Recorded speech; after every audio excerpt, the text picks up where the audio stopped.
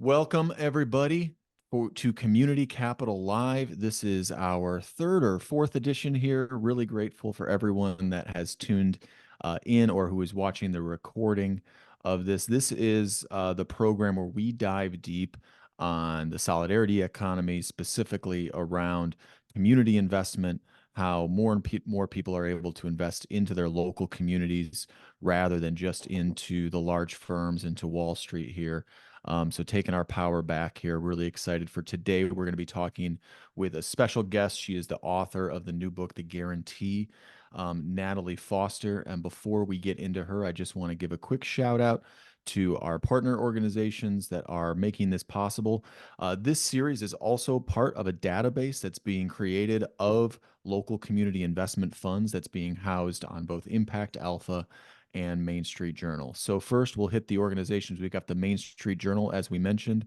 We have Impact Alpha as one of our primary distributors and sponsors, Neighborhood Economics, and I am Joel Skene from the Mindful Marketplace Show. So I'll be our kind of moderator and host today, and our panel of hosts includes Michael Shuman, editor of the Main Street Journal, Kevin Jones, co-founder of Neighborhood Economics, and other impact investing conferences in the past, as well as Jasmine Rogers from the Eagle Street Development Corporation and the Community Equity Fund.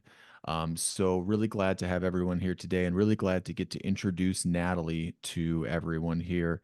Natalie, I'd love for you to kind of kick it off, and then we'll let our hosts kind of ask the questions they've got from you. But tell us a little bit about the guarantee and why you decided to write it. Yeah, The Guarantee is a book about the economy that we deserve in the richest nation on earth, in the richest moment in history. And it's arguing that we should guarantee economic rights for everyone. I'm talking healthcare, housing, income, good work, and that those things are closer than they've ever been before. That in the pandemic, we saw glimmers of these guarantees. And that's because advocates and activists and technologists and think tank wonks had been laying the groundwork for decades prior to this moment where we would start to see, the National Guard be mobilized to put free vaccines in people's arms, and the lowest number of the lowest number of uninsured Americans at any point, getting us closer to a healthcare guarantee, right? That we would send every parent in America a check directly deposited into their account as part of the expanded child tax credit, which is an income guarantee in America. So that's the premise of the book, and I wrote it because, frankly, I get to do this full time, and was amazed at how much progress we'd made across guarantees, and so wanted Mm. to tell that story of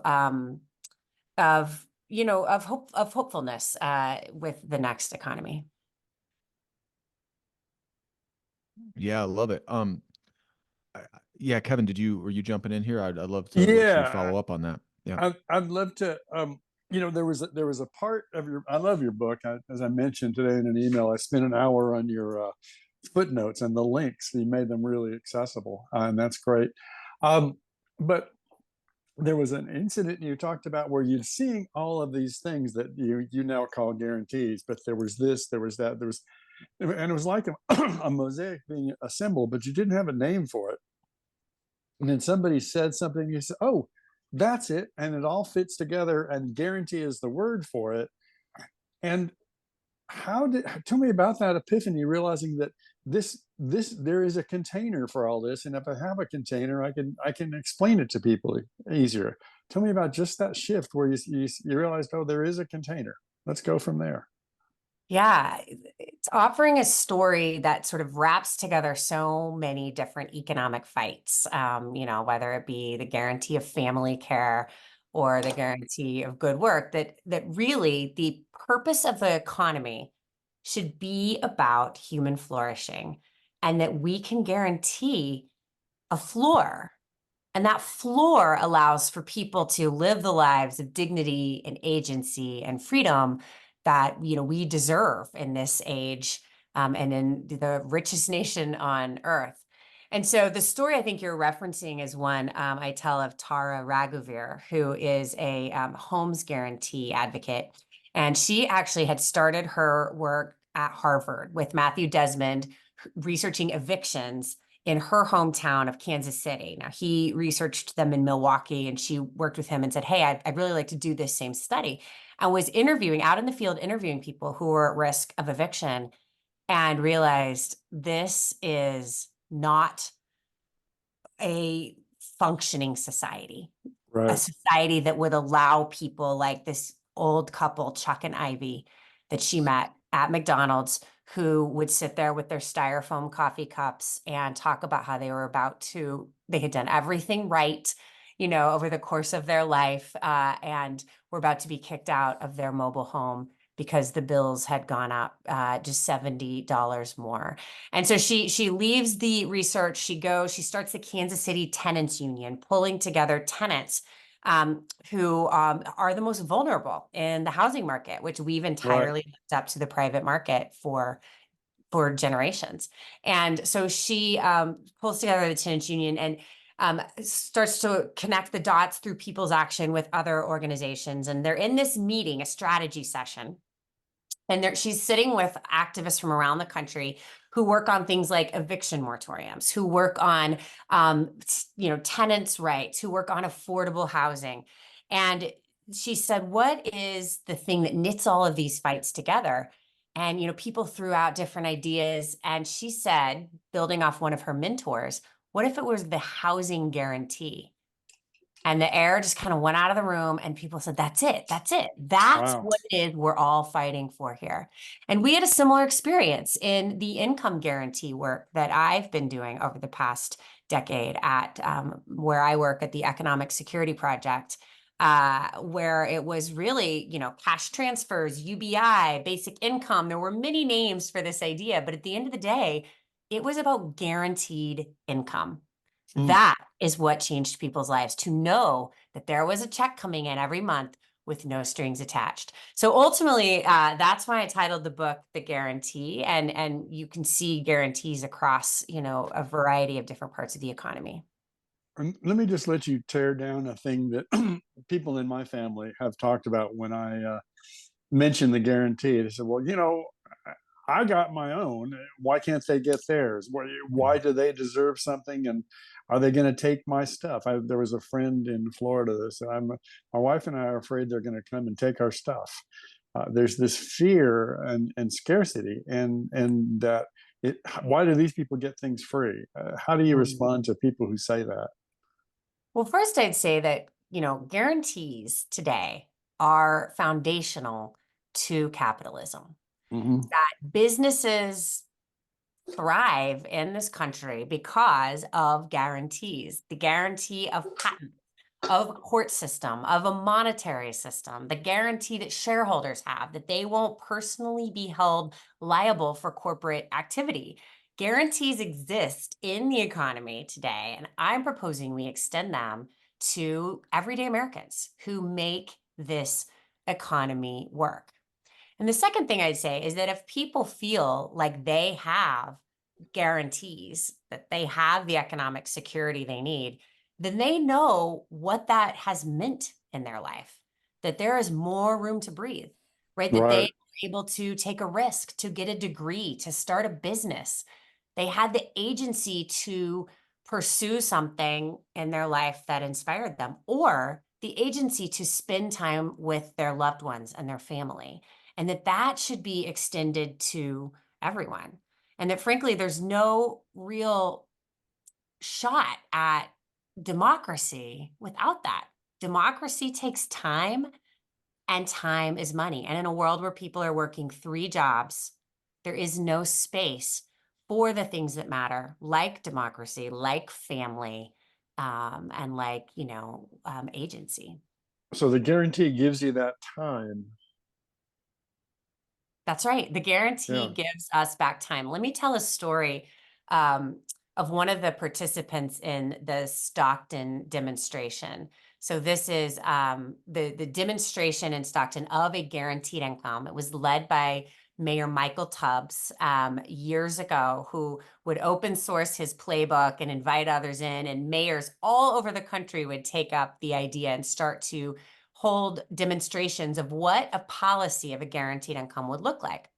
And we've seen that replicated now. Small towns, big cities, all that money we know goes directly into the local economy, and is a real shift in people's lives. So Tomas was lived in Stockton. He was an early recipient of guaranteed income, and that first month, the $500 check came in, and he didn't really think it was real, so he just held on to it. And then that second month, the $500 check came in, and he thought, wow, this is they could be doing what they said they were going to do, which is 18 months of these checks.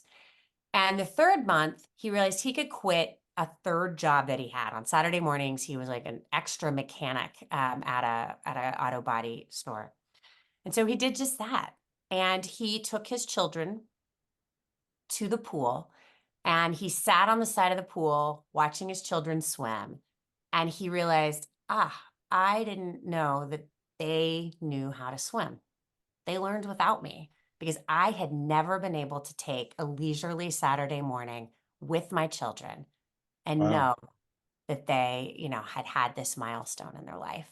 And so I just found that so profound as a parent, to know that something as simple as a $500 check would open up time and space in parents' lives to have the life that they want. Wow. Michael, why don't you take the next round, or Jasmine, either one of you? Yeah, I'll ask a few questions. I mean, I think this is it's a fascinating question to ask. What is the appropriate level of a safety net in the United States? And a lot of times I try to look at these questions through the views of the most hostile right-wing audience. And I think a lot of conservatives would say, hey, we have got a social safety net now. We're just quibbling over how many holes are in it, and we can just improve things the way they are now. And I'm curious, I mean, I guess one specific variation of this question for you is, when you talk about a guaranteed income, are you talking about eliminating a lot of the other social welfare programs and putting it all into one straight negative income tax, which is the way Milton Friedman used to describe it? Or are you thinking that all of these programs should still be intact? I think that we should build something with, human beings at the center of it, right? The most simplified, efficient way that we can get money into people's pockets.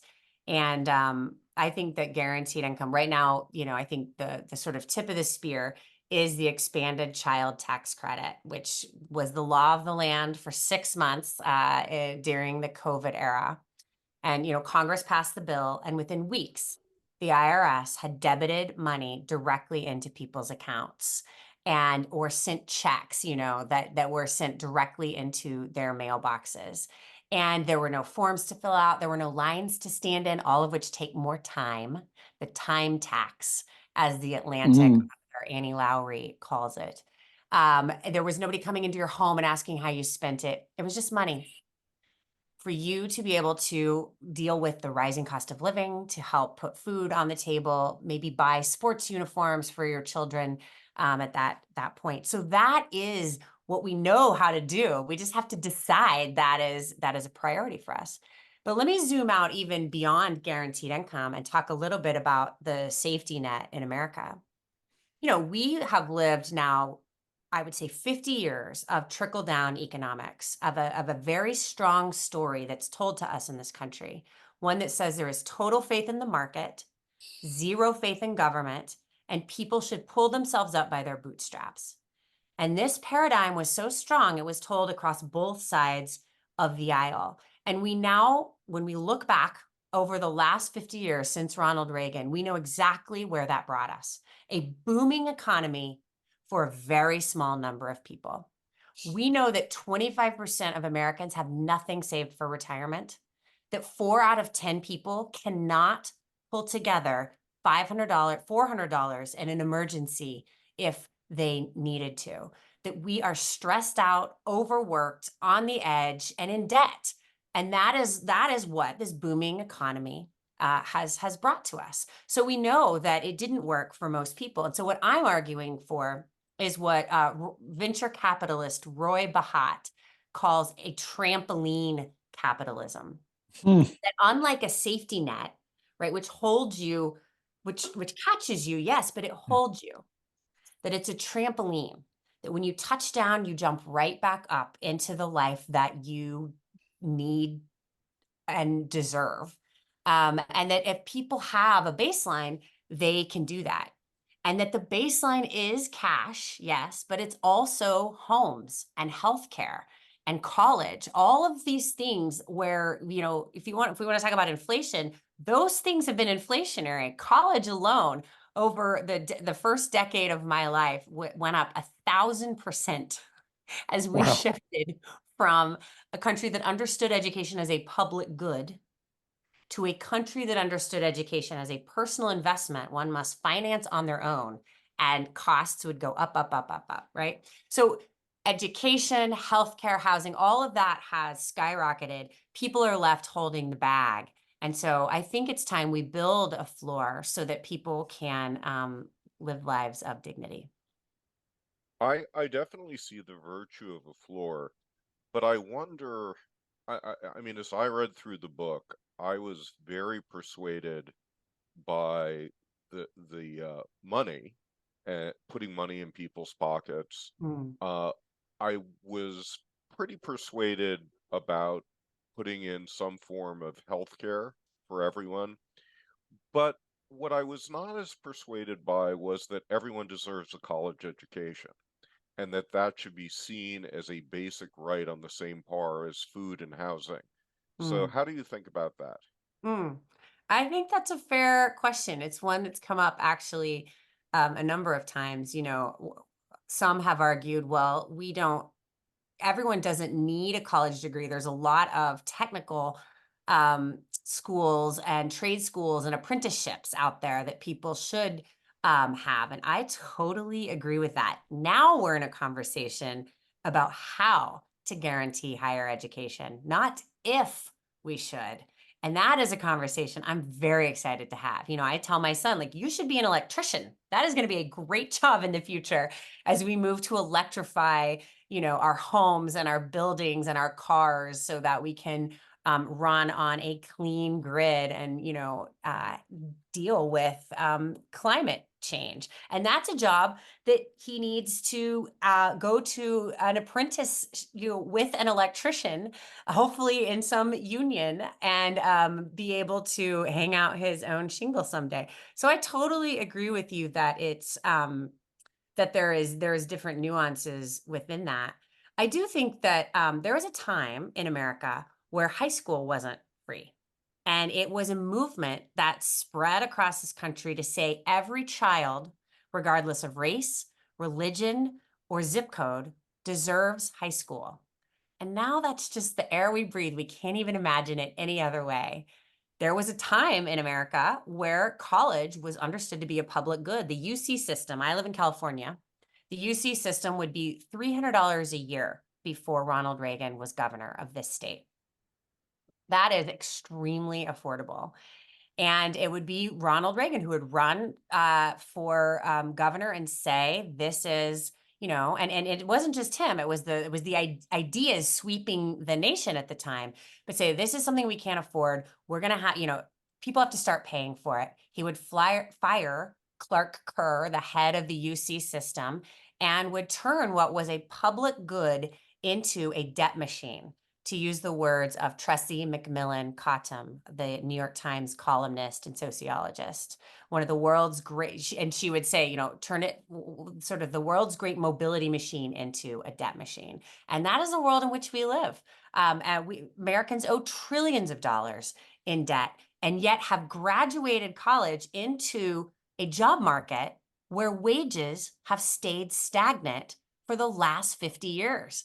So even the promise that this is some investment one should make doesn't pan out for so many people. So that's my best argument of why college should be guaranteed. But I think that's an important question.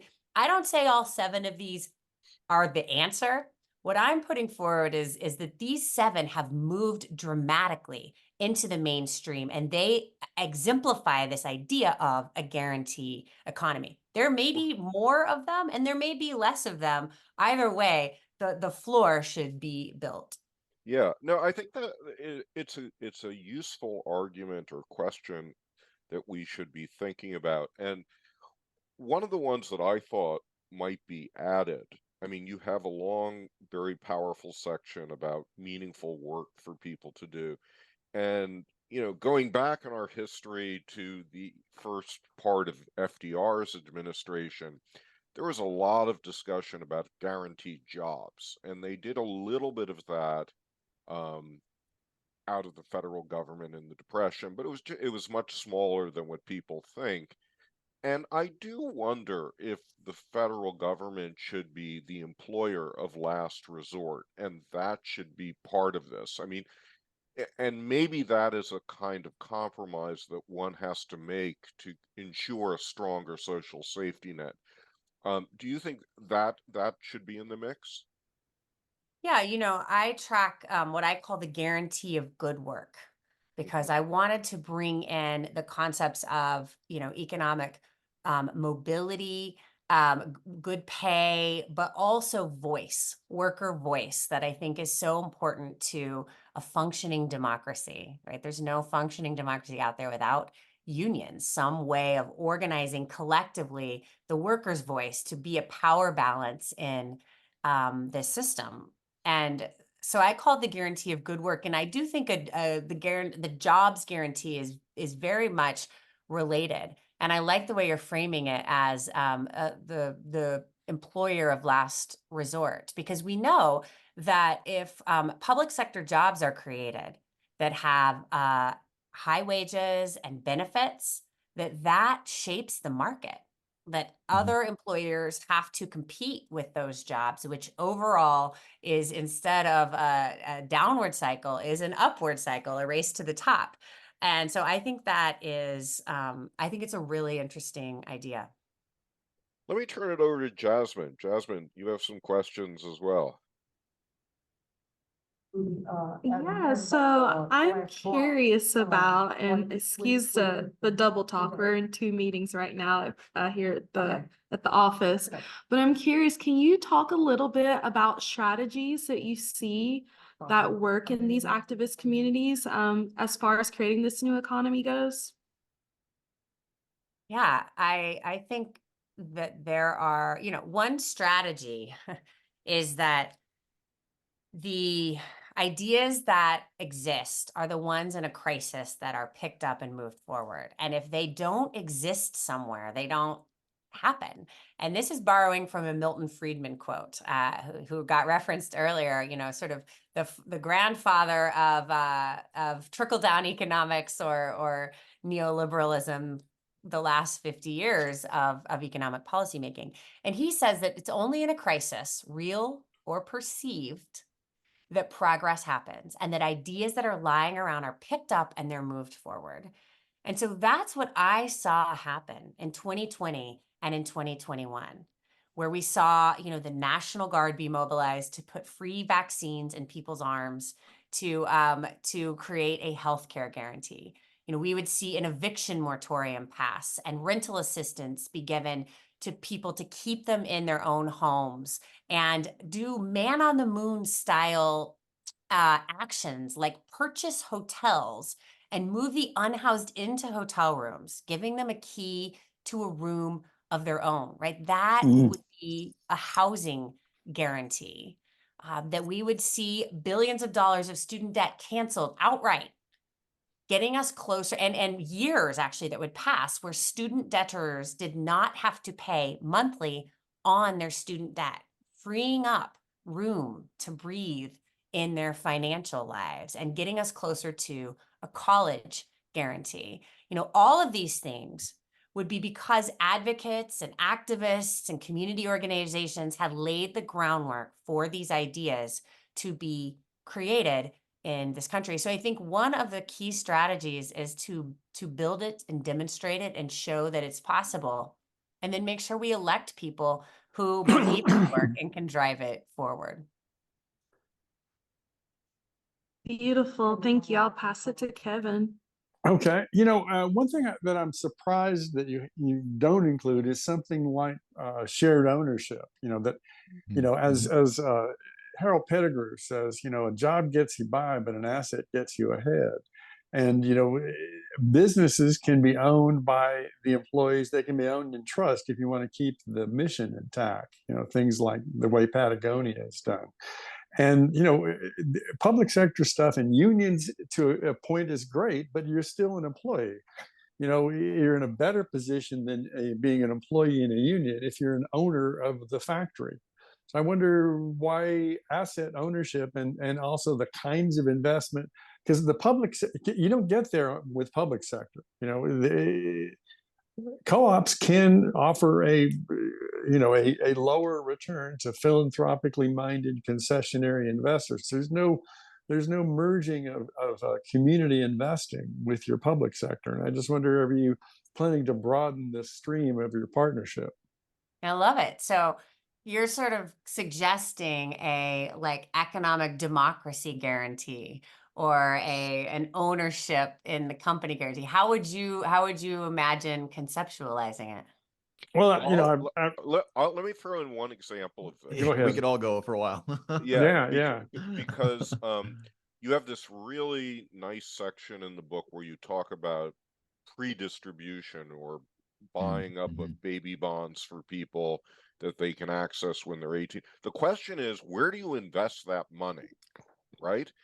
And the typical response of government officials is, well, either we're going to hand it over to the Social Security Administrator, Right, who invests it in global capital, or we're going to hand it over to Bank of America, which will reinvest in Malaysia. But really, this is capital that we should quite intentionally be investing in our communities. Love it. yeah, that's great. That's really interesting. Well, and then the government money is useful in some places, and it's not useful in a lot of places. So we've got, and let me just give an example of the fund that Jasmine and I and Stephanie are related to, and it's solving the friends and family problem for entrepreneurs who don't have a rich aunt or uncle. So they never get the government-sponsored loans at CDFIs that are set up for minority entrepreneurs because they don't have the collateral, or they aren't big enough to hire and can't grow to hire to be able to pay back debt. So giving to invest works there. Philanthropic capital given as equity that's patient for a couple of years, paid back in revenue share, and then they get a CDFI government guaranteed loan. The government has no role to play there, except they can do loan guarantees, loss guarantees. And so the government can be the backstop of innovation that creates economic justice for folks who don't typically get it. So it's not all government. The government has to play its role. In my work, you never ask the government to lead, but if you get out in front of a problem they care about, they can take it to scale. So with this fund, we raised the first $25,000 in crowdfunding. We got 5 church ladies to put up $2,500. A local foundation gave us $125,000, and then they said, "You really got something here. We will go with it." And we got to in the county 3 commissioners, and you have 3, and then you talk to Brownie, and Brownie decides for everybody. And he could see that this was going to work. 90% of Black-owned businesses in the U.S. are sole proprietors. They never get the 4th employee, right? And it's a problem nobody focuses on because debt doesn't solve it. But giving to invest can solve it. So the point is, we got with him, and he said, "I want to help this a lot." And I said, "Well, judge us on how many sole proprietors become job creators, how many jobs created, what's the growth in income, and what's the growth in revenue." So we're in their budget on a repeated basis. But government's role, they can grow something that is innovative. You never want government to innovate. God bless me, no. But they can also do loss guarantee. So there's places that the guarantee should just dribble into other things that are, because there is a solidarity economy happening. Government guarantees are a part of it. They're not the whole thing. Your guarantee is lacking the other sources of funding that could use public sector funding better. I'm sorry for, that's my rant. Anyway. I had a question that was coming up for me around just sort of the history of the push for what we might call a guarantee economics or guarantee economy, as we're talking about it at least today. Michael mentioned, kind of the New Deal. I'm thinking of the push of the civil rights leaders like King, but also of, Randolph and Rustin for guaranteed jobs programs for all the Black folks who are now both getting the right to vote, but also they kind of knew that if you didn't have some sort of guaranteed work involved with that, you'd end up back in a similar place. Even the Bill of Rights is in a way, it's kind of a list of guarantees. But also when I think about those moments in history, the New Deal took decades and decades of organizing by farmers and other working class people to even have someone in office that would consider it. Obviously, the jobs programs and the universal basic income ideas pushed by the civil rights leaders fell apart through a variety of reasons, including a lot of assassinations. And so I guess when we're thinking about where we're at today, what lessons can we pull from those fights and of those struggles of the past to push towards the future that we're looking at with the guaranteed economy? That is such a great question. And one of the things I think you're bringing up in that question is how much power is power, ultimately, that the power that was required to push something forward like the New Deal. It would be FDR himself who would say, meet with activists and say, all right, you've sold me on these ideas. Now go make me do it. And that is the story of, power having to be in office, but then outside power at trade unions, but civil rights groups. And, some of it I think is the power of ideas, because if we can't imagine it, then we certainly can't build it. But then also the power to, make something happen, to pass laws and legislation and policy. And then I think, Kevin, you're getting at a power that's like implicit in mutual aid and community connections, that when people have time and space, they can come together in all of these ways that could never be imagined by some big broad brushstroke of a policy idea. So I think that is absolutely right. And I think the thing that gives me some hope is that before the New Deal era and before the sort of industrialization of America, we could not have imagined an 8-hour workday. We couldn't have imagined factories that didn't have children working in them because they worked on the farms. That was just part of the way the American system was. And we couldn't have imagined a minimum wage. None of that existed in pre-industrialized America. And yet it was through blood, sweat, and tears and power that we landed on the social contract that we have today that feels like the air we breathe. That it's just the norms of the way we work. And the thing that's true is that, and in some ways there's a way of talking about it like it's the weather, like it's something that just happens to us. The decisions that are made in the economy, as well as the norms of how we work, when in fact, it's a house that we construct every step of the way. And we get the outcomes that we construct the house for. And so I'd say two things then. One is that we have changed things dramatically in this country for the way to update our priors on the way that work was happening. And it is my belief that it is absolutely time to do that again as we stand here, at the advent of the age of AI, as we live in a moment of climate chaos where overnight wildfires can sweep through California or Texas can freeze over. And at a time of wars and crises, that now is a moment to ensure that there is stability so people can weather those crises more. Kevin, I think you're muted. Right there. I am really interested in, the guarantee is about the public sector, and I'd love to figure out what role a community-focused investment platform related to these guarantees could do that neither one could do on their own.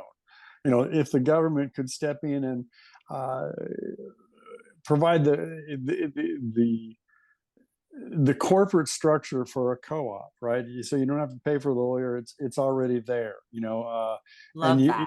And there's things that the state of Colorado has wanted to be and has created a model of this is how co-ops should be, and these are all the different ways. They're hybrid co-ops and other kinds of things like that.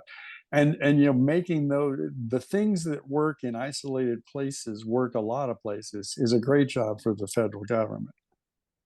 Yeah, I think that's right. I also think it's if there's a floor, then it enables communities to build amongst themselves and frankly frees up a lot of everyday finances among individuals, among families, and among communities that right now are going to finance things that should just be public goods. Right. And so if that's freed up, then you can imagine all kinds of creativity. And to your point, then that could be replicated by the government, because ultimately the public sector the government is the ultimate arbiter of scale. And so if there is something we want to see done widely in America, it is quickly and best done by the government, which is why I focus there. Let me talk for a second about the baby bonds work, because I find that to be really interesting because, you know, you're talking about assets. And I think this is where some of the community has understood it is not just about income, you know, or even housing or healthcare, but it's really about wealth and assets that people own. Right. And that the racial wealth gap in America is one of the great immoral facts of our time. That, you know, a white family has 8 times the wealth of a Black family in this country.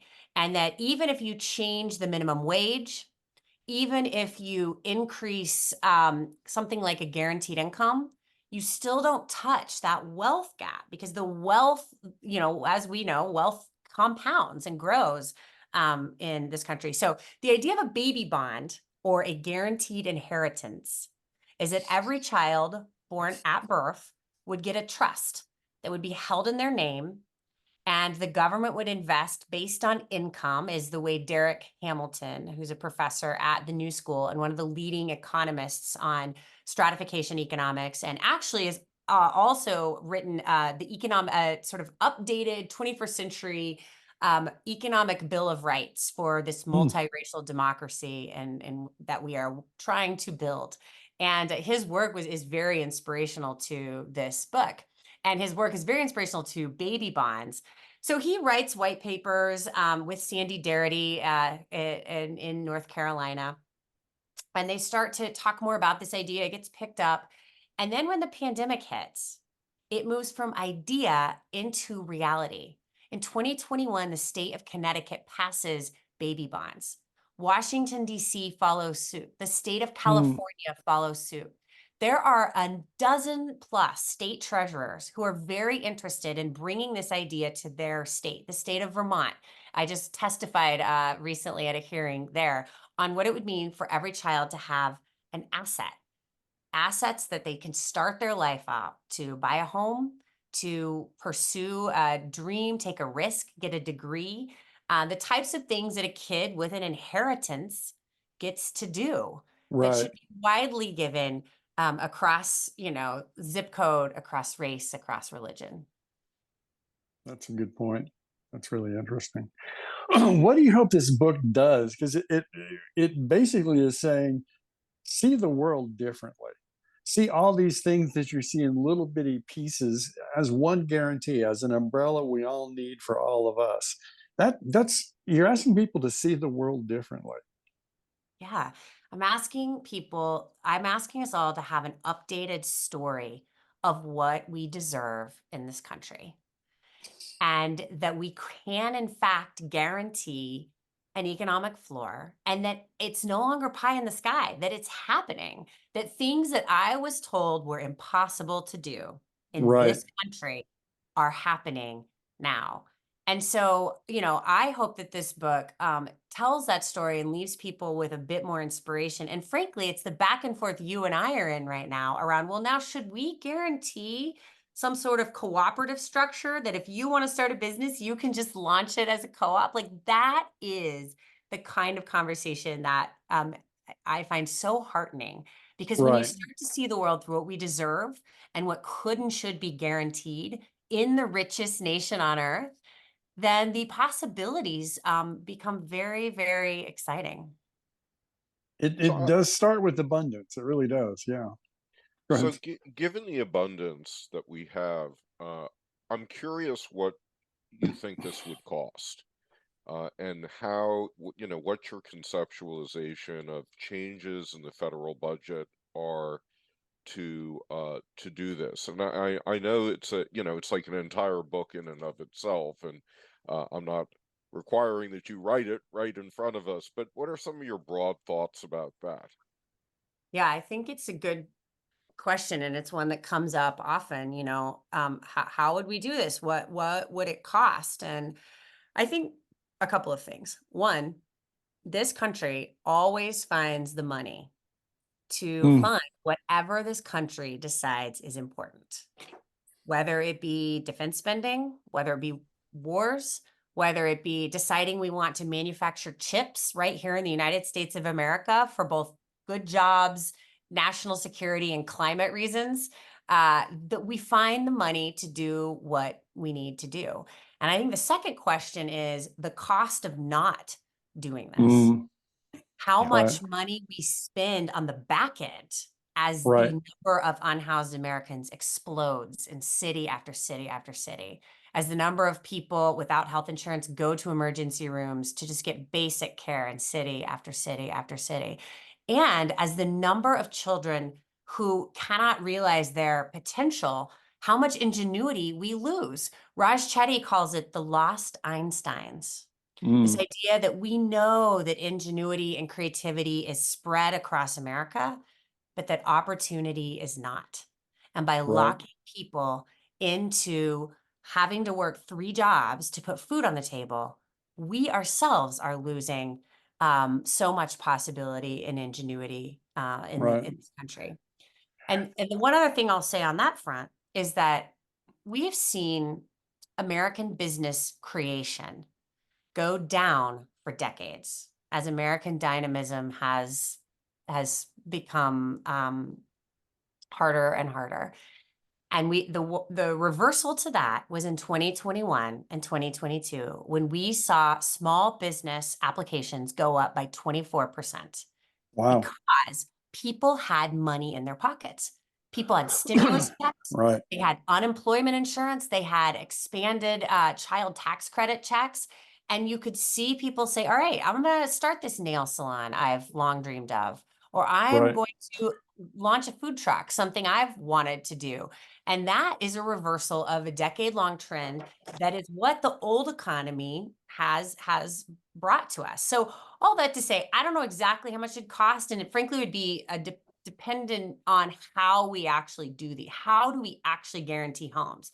Are we spurring it on, like Montgomery County, Maryland is, where the housing authority is building units using the leverage, the financial leveraging of the government to build, and keeping it off the speculative market? Like, that is a Mm, way to guarantee a home that is actually far cheaper than leaving it up to the private market, which is failing us in so many ways. So all that to say, I don't have an exact number, but I feel confident that if we decide this is a way we want to go, there's so many white papers on the shelves of how we can raise the mm, money that we need to afford the things we deserve.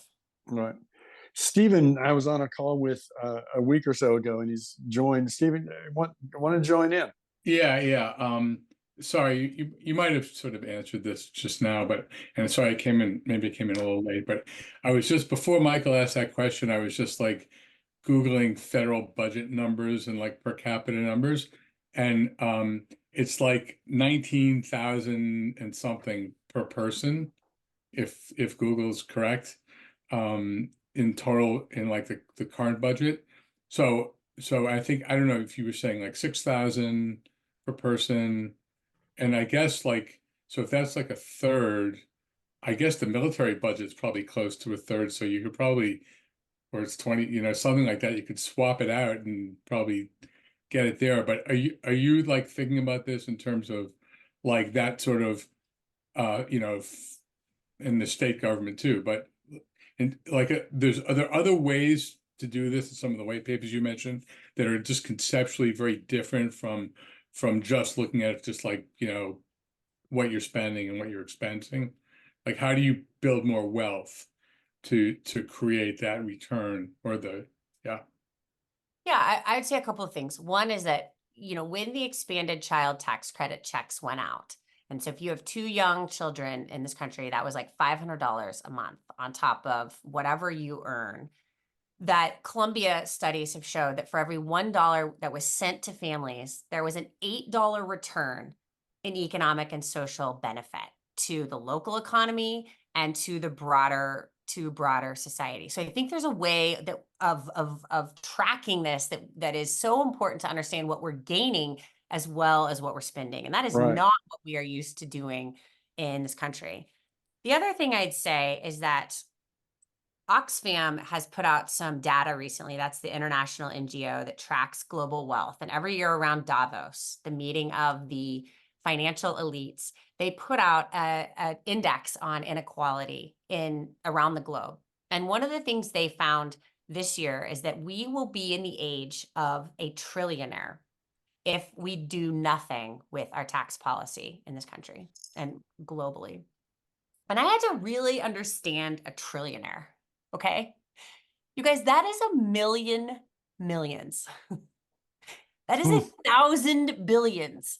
It is so unfathomable to our mere mortal brains. That's the word just sort of rolls off the tongue. That is one person controlling more wealth than so many countries around the globe, including Ireland.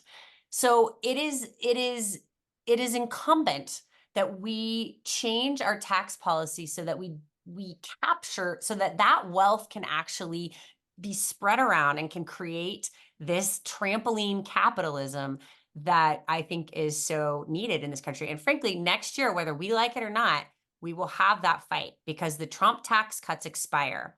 And so no matter what happens this November, there will be a big fight about taxes federally in this country, no matter who sits in the House, the Senate, or the presidency. And everything we care about, whether it's local community investment funds or whether it's the guarantee of healthcare or housing, all of that will be the backdrop to this conversation about taxes in an age of trillionaires. So luckily, there are a lot of good ideas that sit on the shelf. We just need the political will to get us there. Yeah, that number is pretty insane. I learned recently that a million seconds ago is about 11 days ago. A billion seconds ago is 31 and a half years. And a trillion seconds ago is 31 and a half thousand years ago. Wow. So that really, when we ask the question, like, where's the money going to come from? It's not a question of where, like, if it's there, right? It's a matter of where would it come from? And it reminds me, we got to interview Marjorie Kelly, her book Wealth Supremacy, and she talked about how portfolios of assets now make up 5 times the GDP globally. So that means that private equity funds essentially have more in their coffers and in their portfolios than 5 times the entire GDP. And at the height of European colonialism, those Western European countries owned about 70% of the land. So if you think about it in terms of the real economy, what we have now is actually a situation where that class of people has far more, there's far more stagnation and far more power than there was even when we think of it at being we are at its height is kind of the headline. I'm curious I love to that. yeah. And I just I want to know, what is the cost to society of locking all that money up? Right. What is the cost of us in doing that? Because I feel like we could put a number on it and it would be astronomical and devastating. So I appreciate you laying out those numbers. Yeah, your guys' books are great companions, I would say. I think that's a great back-to-back for people. I'm curious, kind of like, as we're kind of, I'm always like to leave on something that we can really do and kind of take with us moving forward. What do you think's the most low-hanging fruit for people who read your book and are inspired by, the idea and the message? What's the biggest low-hanging fruit that people can go after that we can see some real traction on? That's a great question. I think it's certainly voting, but I think it's joining something is the second thing I'd say. We Yeah. can't do this by ourselves. And it's an old Right. story that's told us, it's the same story that's told us to pull ourselves up by our bootstraps, despite one, that being a physically impossible task, and two, the game being so rigged that we cannot fight alone. We have to fight in community. And whether that be joining a community, trust fund that's funding access to capital and focused on businesses run by people of color that have historically been, disenfranchised, whether it's that or whether it is a new model of housing production like we're seeing in Montgomery County, Maryland, and bringing that to your community, or whether it be just simply believing and telling a new story of how the economy can work. I think fighting and working side by side in organization, in community, is incredibly important. I tell this, I sort of coined this idea of hope punk economics. And this is taken from a blogger who pointed out that this genre of dystopian story we tell that's very popular is called grim dark. And the opposite of that is noble bright, where the hero comes in and saves the day. But she says neither of those are accurate. It's actually hope punk. And hope punk is community working together. It's as strong as the bonds are with one another. And it's messy, and sometimes it doesn't feel like you're moving forward, and it can be grubby, but it is always stubborn and persistent. And so I took that idea and moved it over into economics to say hope punk economics is what I've seen over the past, many years lay the groundwork for what would be a pretty extraordinary shift in the way we do economic policymaking in this country. So I think, hope is an important piece here. I think Mariama Kaba says hope is a discipline. And there are some days where it doesn't come easy for people, for sure. But understanding that is the work to do, the discipline to have, to continue to hope, because our descendants, our future children really depend on us to do that. I had this encounter. My wife is a priest, and so I happened to be speaking to 8 bishops one time when they come out of their meeting. They'll have CEO hair, and they just listened to a kind of depressing economist. And I said, I think she's really kind of dismal. And they said, well, I think she may be accurate. And I said, look, the times are too late and the situation too dire to be anything other than firmly hopeful.